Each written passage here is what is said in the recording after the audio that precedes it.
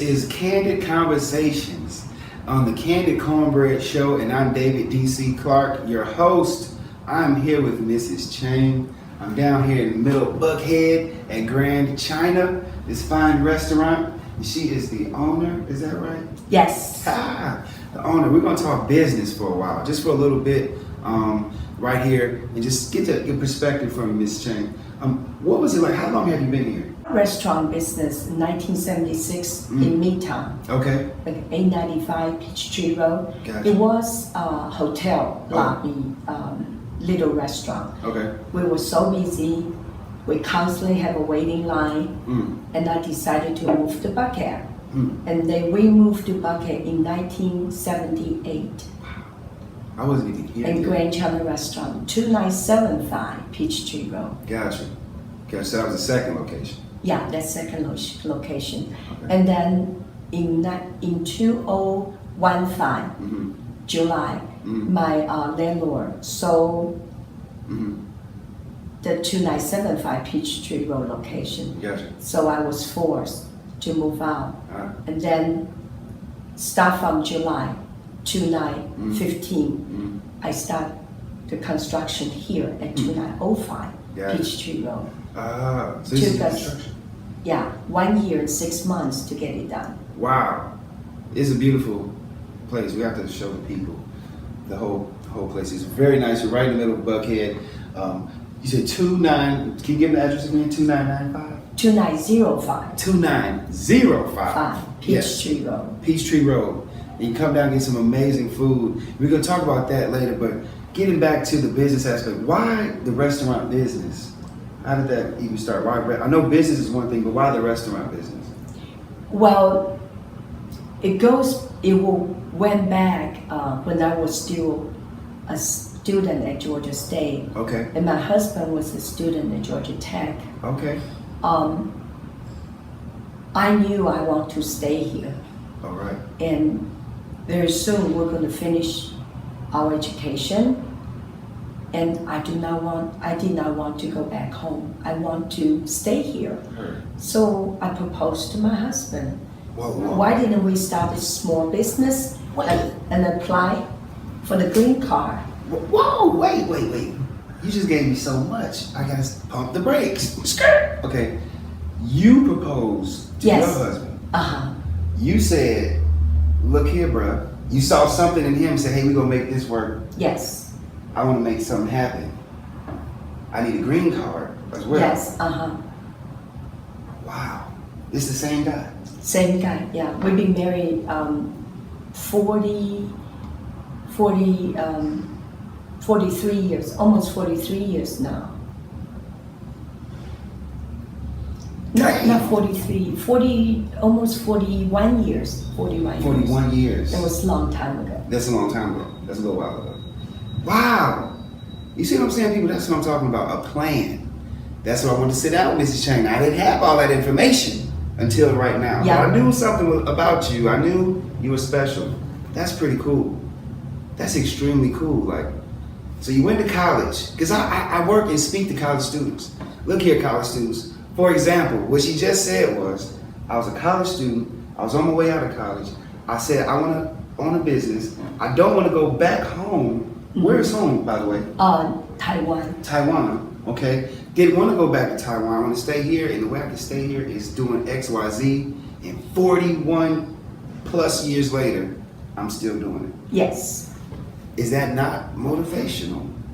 And a very funny thing, my husband said, we don't have initial capital. I said, don't worry, I'll find initial capital. And then he said, in case we fail, what is your plan? Okay. I say, because I'm going to go through initial, I'm going through my family and my friends to support me. If the business fail, it's okay. I have a lot of life ahead of me. I'm going to work very, very hard, and I'm going to come up the money to pay everybody back. It happened.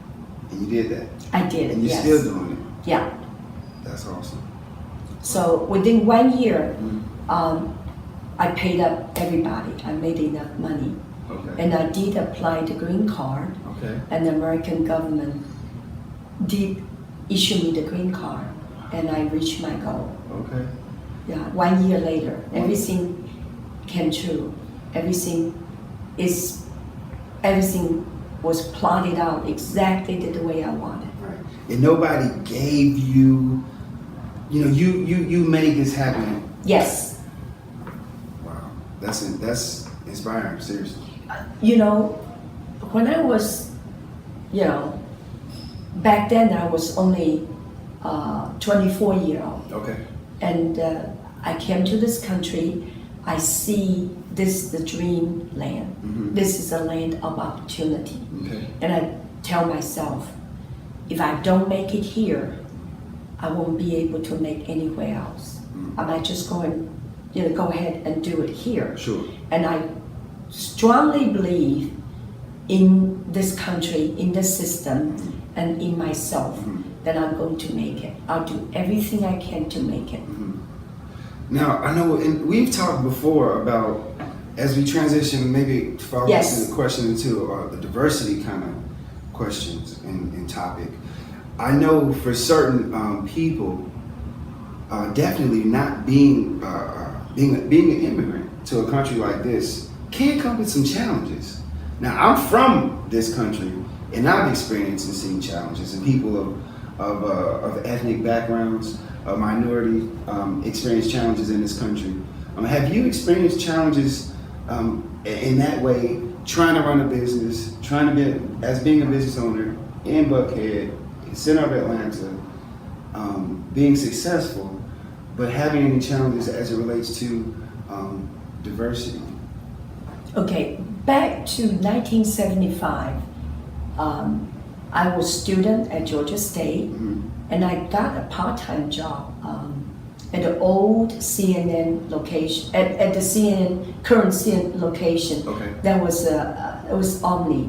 Oh, right. The building it used to be called Omni International there. Okay. I was working for City Mardi Craft. They have a little playground set up, and I was working there for a while in the summer. It's just summer job, and I realized that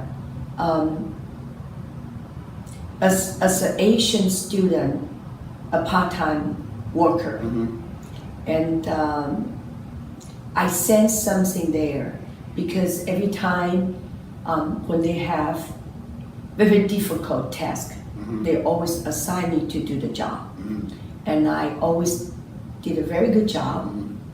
But when you come to have opportunity to work overtime to make extra money, they never call me. They always call other people, Gotcha. either African American worker or a white worker. So I thought maybe because I'm part-time worker, I don't have the privilege, to be called to make extra money. And it was not very positive experience. And then you know what I told my husband? What was that? I said, don't worry, it's okay. I'm going to open my own business.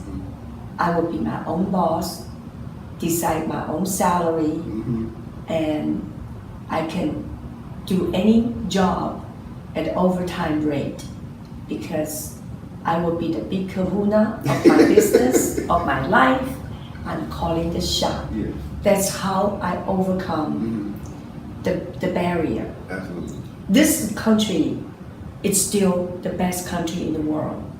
This country still has the best system. So if you cannot work somewhere else, if you still have your dream, the most important things, be persistent. Don't ever lose dream. You hear that? Persistence. Persistent, don't ever lose your dream and hope. Don't you ever let other people decide how much you're going to get paid and how many hours you're going to work. Hey. If you want to start on your own, you can start from very small. And once you become successful, then you can expand and start a medium-sized company, even bigger company. Absolutely. Absolutely. So that's how I did it. And I told my husband, it's, excuse me, it's my, it's my life, and I have to make it my own. So if it doesn't work the way I want it, I can go somewhere else and still fulfill my dream, still pursue my goal, and I can make it. That is, you're giving me some rich material today. Rich stuff. This is good stuff right here. Let me see.